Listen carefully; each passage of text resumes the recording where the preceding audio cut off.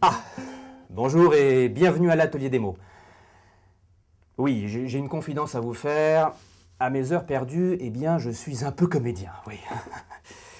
Et en ce moment, eh bien, je travaille sur Les Fourberies de Scapin, une pièce de Molière. Et vous savez quoi? C'est moi qui joue Scapin. Eh oui. Enfin, bon.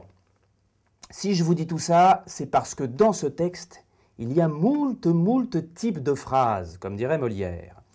Et ce sont elles qui donnent au texte son expressivité. Alors aujourd'hui, les amis, nous allons voir les types de phrases. C'est parti. Tenez, regardez par exemple dans cette scène. Le valet Scapin a enfermé son maître Géronte dans un sac et il lui fait croire qu'il est attaqué.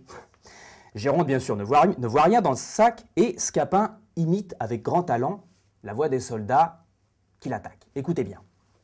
Ah, je suis roué. Ah, je suis mort. Alors Scapin exprime ici sa douleur, sa surprise et puis la peur aussi. Enfin bref, il exprime des sentiments. Alors je pourrais vous donner par exemple d'autres exemples comme quelle horreur, ou encore j'en ai marre, ou bien aïe, ça fait mal, ou encore c'est magnifique. Alors là, j'ai exprimé tour à tour du dégoût, de l'énervement, de la douleur ou de l'admiration. Toutes ces phrases sont de type exclamatif. Alors le plus souvent, elles sont très courtes, et puis remarquez bien, elles se terminent par un point d'exclamation. Vérifions maintenant si vous avez compris. C'est ainsi que tu m'assassines est la bonne réponse dans cette phrase. Géronte exprime sa colère et sa surprise quand, en sortant du sac, il s'aperçoit que ce ne sont pas les soldats, mais son valet qui l'a roué de coups. C'est ainsi que tu m'assassines! Intéressons-nous maintenant à un autre type de phrase.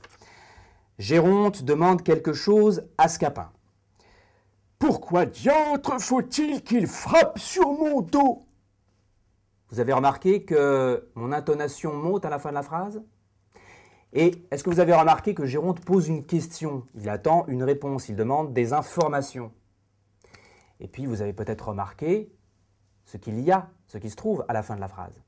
Et d'ailleurs, qu'est-ce qu'il y a à la fin de la phrase? Je monte l'intonation. Il y a un point d'interrogation. Les phrases qui permettent de poser une question s'appellent des phrases interrogatives. Elles attendent une réponse et elles commencent souvent par des mots comme pourquoi, comment, quand, où, qui, quoi, qui indiquent clairement que vous avez affaire à une interrogation. Le troisième type de phrase. Comment répond-on à une question? Vous allez me dire, par une réponse, par une phrase. Oui, bien sûr. Mais par quoi, par quelle ponctuation se termine cette phrase? Par un point. Un point final, c'est tout.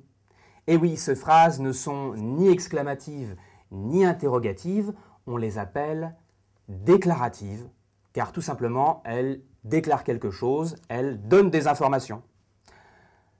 Si on vérifiait que vous avez compris, la phrase « Si tu ne nous fais trouver ton maître, nous allons faire pleuvoir sur toi une ondée de coups de bâton » est de type déclaratif.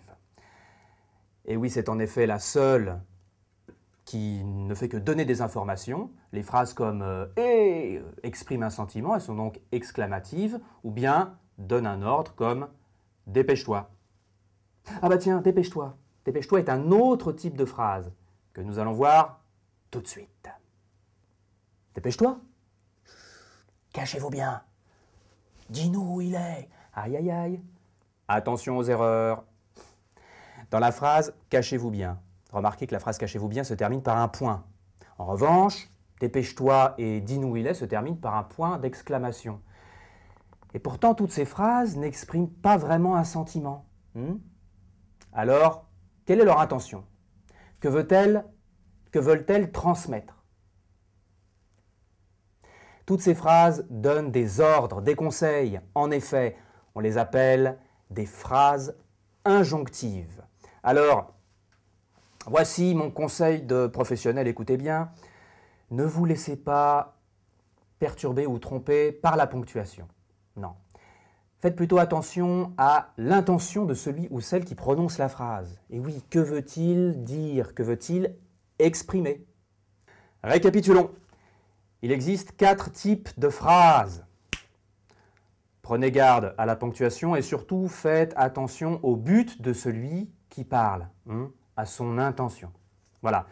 Pour vérifier si vous avez bien compris, répondez aux questions suivantes. Quant à moi, eh bien, je retourne à mes fourberies.